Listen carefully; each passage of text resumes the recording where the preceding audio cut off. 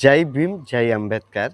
మన అశ్వమేధ్ గౌతమ్ 14 ఏళ్ల దళిత కుటుంబానికి చెందిన లక్నో వాసి. అదే మన యోగి గారు ఉత్తరప్రదేశ్ రాష్ట్రంలో అనమాట జరిగింది సంఘటన. అబ్బాయి ఏం చేశాడంటే బాగా చదువుతాడండి, చాలా బాగా చదువుతాడు. ఇంకా చదువుకోవాలని ఎంత పేదరికం అంటే ఇంట్లో కరెంటు కూడా లేదు. అటువంటి కట్టిక పేదరికంలో అబ్బాయి బాగా చదివి ఇంకా బుక్కులన్నీ అయిపోతే రాజ్యాంగం చదవడం మొదలుపెట్టారు. ఇంకా బాగా చదివినోడికి రాజ్యాంగం 2 నిమిషాలు అర్థమవుతుంది ఎవరికైనా. రాజ్యాంగం అర్థమైపోయితే రాజ్యాంగంలో ఉన్న క్వశ్చన్లు అడగడం, ప్రశ్నించడం మొదలుపెట్టారు. ఎలా ప్రశ్నించారు? ఒక కెమెరా పెట్టుకొని ఇన్స్టాగ్రామ్లోని ప్రశ్నించడం మొదలుపెట్టారు. ఆ ప్రశ్నలు ఎలాగ ఉంటాయంటే, మీకు కత్తి తెలుసా? బాగా సానపెట్టిన కత్తి గుండెల్లో పొడిస్తే ఎలా ఉంటుంది? బాధగా ఉంటుంది. అలాంటి ప్రశ్నలు అంటే గెన్నలో తోటాలు ఉంటాయి కదా, అంతకన్నా పదునైన తోటాలతో మాటలు వదులుతూ గవర్నమెంట్ తల్లడిల్లిపోయి గిల్ల కొట్టుకున్న ప్రతి రాజకీయ నాయకుడు పంచి తడిసిపోయిందనే చెప్పాలి. అయితే ప్రశ్న లేనప్పుడు ఇంకేం చేస్తారు? బొక్కలోకి వెళ్తాం, అది అందరికీ తెలిసింది. ఆయన్ని తీసుకెళ్ళి జైల్లో వేయాలని ప్రయత్నించారు.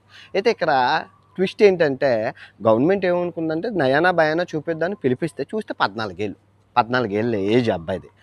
ఆ ఏజే ఆయన కాపాడిందని అనుకోవాలి. అయితే వాళ్ళ అన్న ఎవరైతే ఉన్నారో వాళ్ళ అన్నని తీసుకెళ్ళి 24 గంటలు జైల్లో ఉంచి తర్వాత ఇంకా తెలిసిందే కదా. అంటే వీళ్ళు ఏమనుకున్నారంటే భయపడతారు, బెదిరిస్తారు, ఇంకా మానేస్తారు అనుకున్నారు. ఎందుకంటే అలా రాజ్యాంగంలో ఉన్న రాజ్యాంగం ఏంటి? రూల్స్ బుక్ అంటే మన గవర్నమెంట్లు ఎలా ప్రజాస్వామ్యం ఎలా ఉండాలి అనేది రాజించేదే రాజ్యాంగం. మన అంబేద్కర్ ఆ రోజుల్లో అన్ని చూసి అన్ని రాశారు. సో అందులో ఉన్న పాయింట్లు ఒక్కొక్కటి చదివి ప్రశ్నిస్తే ఎవరైనా అంతే, అందరికీ తెలుసు రాజ్యాంగాన్ని మనం బుక్ కింద ఉంచుకోవాలి, కానీ అందులో ఉన్న రూల్స్ని మాట్లాడితే ఎవరికైనా అలాంటి పడుతుంది. ఎందుకంటే ఇది ప్రజాస్వామ్య దేశం. ఈ ప్రజాస్వామ్య దేశంలో ప్రశ్న అనేది ఉండకూడదు. ఎందుకు ఉండకూడదు అంటే, మన ప్రజాస్వామ్య దేశాన్ని భారతదేశాన్ని ముఖ్యంగా 2 నాశనం చేస్తున్నాయి. ఒకటి కులం, ఒకటి మతం మత్తులో ఉంచుతుంది దేశం, కులం మత్తులో ఉంచుతుంది రాష్ట్ర ప్రభుత్వాలు, కొన్ని దేశాలు. సో ఇక్కడ ఈ ప్రశ్న అనే దాన్ని మతం ఏం చేస్తుందంటే, నువ్వు ప్రశ్నిస్తే నువ్వే మతం అని అంటుంది, అయితే నువ్వు మతం మారిపో అంటుంది. కులం ఏమంటుంది? ఆధిపత్యం. నువ్వే కులం రా, చిన్న కులమా అనేది నీ ఆధిపత్యం చెలాయిస్తుంది. సో ఈ మతం, ఈ కులం, ఈ ప్రశ్నను చంపేస్తున్నాయి. ఇది తరతరాలుగా జరుగుతుంది మన దేశంలో. ప్రశ్నించే ప్రతి ఒక్కడు బొక్కలోనే ఉన్నారు, మీరు చెక్ చేసుకోండి ఎవడైనా సరే. సో ఈ అబ్బాయి ఆ పని చేసి పర్యాసము ఈ అబ్బాయి ఇన్స్టాగ్రామ్ అకౌంట్ ఆల్మోస్ట్ డబల్ అయిపోయారు. ప్రజలందరూ మద్దతుగా నిలిచారు. అబ్బాయి ఏం తప్పు చేయలేదు కదా. అబ్బాయి ఒకటే అడిగాడు, అసలు ఈ దేశంలో ఎంతమంది బాబాలు ఎందుకు? ఈ బాబాల వల్ల ఉపయోగం ఏంటి? సైంటిస్టులు ఉంటే దేశం ముందుకెళ్తుంది, కానీ ఎంతమంది వీధికి 100 బాబాలు ఉన్నారు. రాష్ట్రంలో 10,000 మంది బాబాలు ఉన్నారు. మొత్తం ఎక్కడ చూసినా బాబా వీళ్ళ వల్ల ఉపయోగం ఏంటి అని అడిగాడు. అంతే. అడిగితే తీసుకెళ్ళి, ఎందుకంటే యోగి గారు కూడా ఒక బాబాలాగే ఉంటారు కదా, మండింది అనుకుంటా, తీసుకెళ్ళి వేసేసారు. సో ఉండాలి, మతం ఉండాలి, కాకపోతే ఆ ప్రశ్న కూడా ఉండాలి. ఎందుకంటే ప్రశ్నించడం ప్రజాస్వామ్యం హక్కు. గుర్తుపెట్టుకోండి, ప్రశ్న అనేది లేకపోతే ఈ అభివృద్ధి కానీ ఈ ప్రపంచంలో ప్రశ్న లేకపోతే ఇదేం రాదు. మతం ఎప్పుడు ప్రశ్న చంపేస్తుంది, అది అందరికీ తెలిసిందే. మతం కావాలి మనిషికి. ఎందుకు కావాలంటే మనశ్శాంతి కోసం.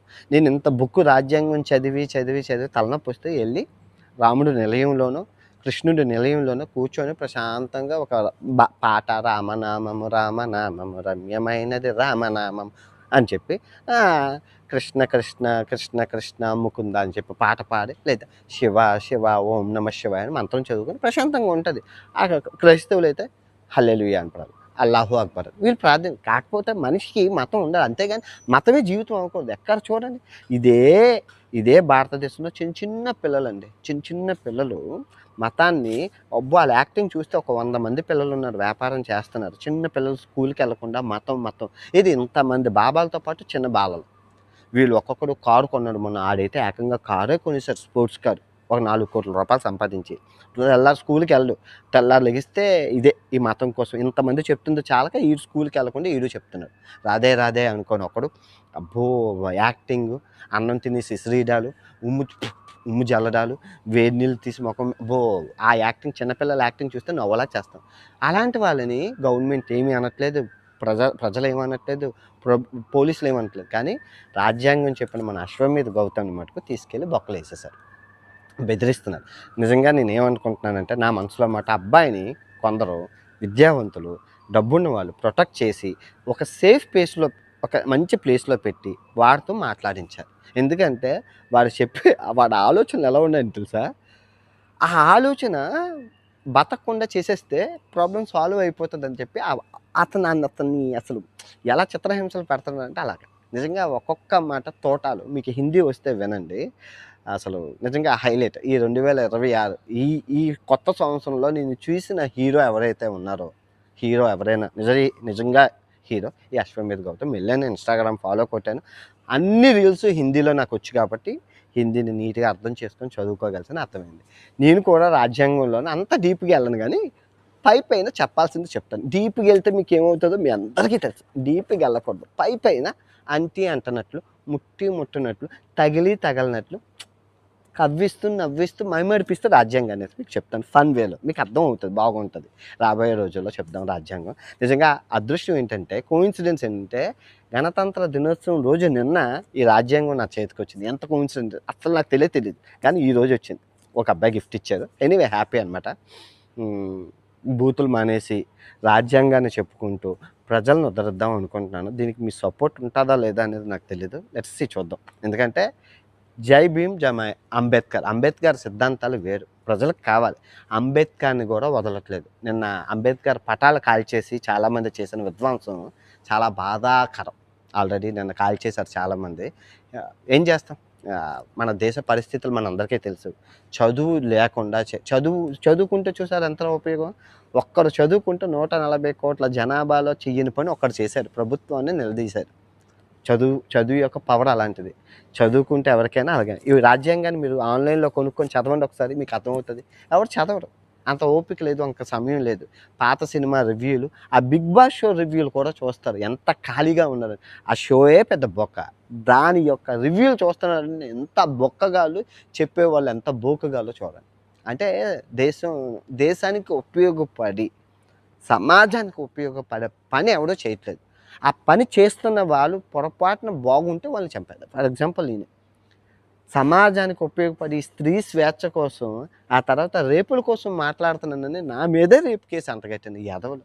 మా చెల్లితో ఎంత దరిద్రం. వీడియోలు ఉన్నాయి, ఆడియోలు ఉన్నాయి, అన్నీ ఉన్నాయి. కానీ తలా తోకా లేని సంబంధాలు పెట్టి అసలు ఆ వెప్పలో ఆ రేప్ అనే దాన్ని డైల్యూట్ చేయాలి. దాన్ని ఆపాలంటే రాజ్యాంగానికి, దేశానికి శతకోటి వందనాలు. నిజంగా గొప్ప అదేంటి దాన్ని ఏంటంటారంటే కర్మభూమి అంటారు కదా మన భారతదేశం. చాలా గొప్పది, మంచి విషయాలు చాలా ఉన్నాయి, సైంటిస్టులు ఉన్నారు, గొప్ప వాళ్ళు ఉన్నారు. కానీ అదే చేత దరిద్రులు రోజు రోజుకి ఎక్కువైపోతారు. ఎక్కువ అంటే చెత్త కుప్పల చెత్త పేరుకుపోయినట్లు ఎక్కువైపోతున్నారు. ఎనివే, ఈ మత విద్వేషాలు తగ్గాలి, సమాజం మెరుగుపడాలని కోరుకుంటూ సెలవు తీసుకుంటున్నాం. వన్స్ అగైన్ జై భీమ్ అండ్ జై అంబేద్కర్.